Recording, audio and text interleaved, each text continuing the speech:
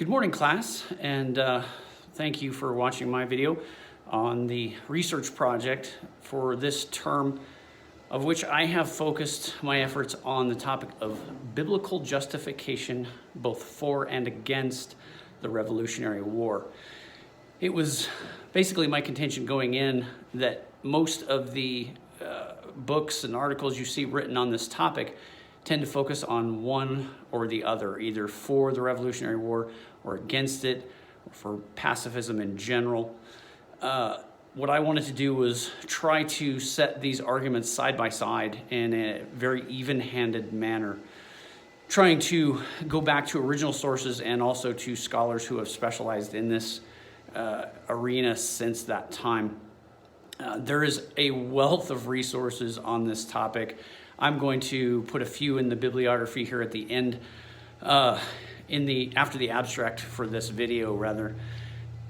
In a short summary, what I can summarize is what I found most fascinating about this research and about this topic is that both the pacifist tradition and the more pro-war, what we would call patriot movement in the Revolutionary period, they all essentially had a very similar ideology. They both adhered to very similar biblical principles. It was how they acted those out that kind of set them apart. For example, most of the proponents of either ideology were part of Protestant movements that adhered to sola scriptura. So all of them are operating from a Bible-only perspective in terms of the sole infallible rule of faith.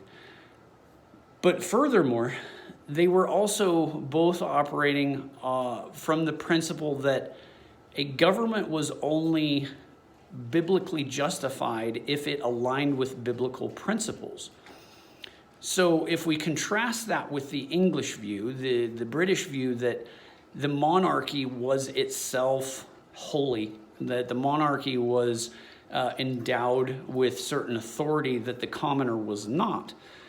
The Protestants of the colonies tended to have the view that that monarchy only had its power and could only derive its power from God if it was acting in accord with biblical principles. What makes this really interesting is how these interpretations were acted out. So, for example, you had these patriots who stemmed from a long line of the more Calvinist tradition. And it's worth noting, I actually did a paper on this for the Reformation class. Calvin himself was very careful not to advocate for armed revolution against the Pope or against monarchy. He was very careful with his words, but his words did allude to that being possible. And his followers definitely took it a step further than did Calvin himself. The Puritan tradition was very much a part of that.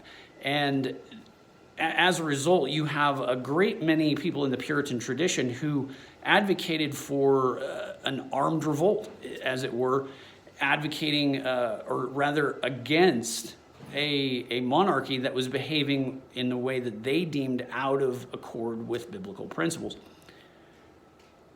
But the pacifist tradition, which largely stemmed from the Anabaptist tradition, also stemming from the Reformation, you had groups like the Mennonites and the Quakers who would also argue very similar things. They would argue that a rule is necessary, so that a government is definitely necessary, but they didn't believe in taking part in anything that, in terms of the individual Christian behavior, anything that would go against biblical principles. So even if they looked at a monarchy and said that that was unjustified or that it was acting out of accord with biblical principles, they simply said that yes, they are against God's will, but no, the individual was not justified in any kind of armed or violent response to that tyrannical rule, or what they would deem as tyranny.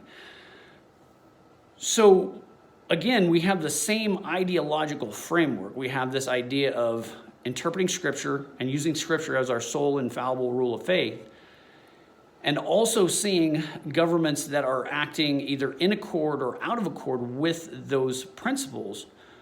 But what do we do about it? the Puritan tradition, and again, the more patriot tradition, they advocated for revolt, and they thought that they were completely and totally justified in taking up arms against the ruler, and that had been the case for a couple hundred years by that point.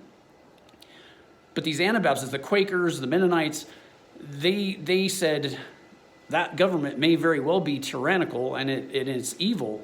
That doesn't justify me acting in a violent manner towards it or working to usurp it. They didn't even believe that you could be a part of a military. So even if the government was just and acting in accord with biblical principles, they didn't feel that being part of the military and potentially taking the life of another human being was justified for a Christian to engage upon.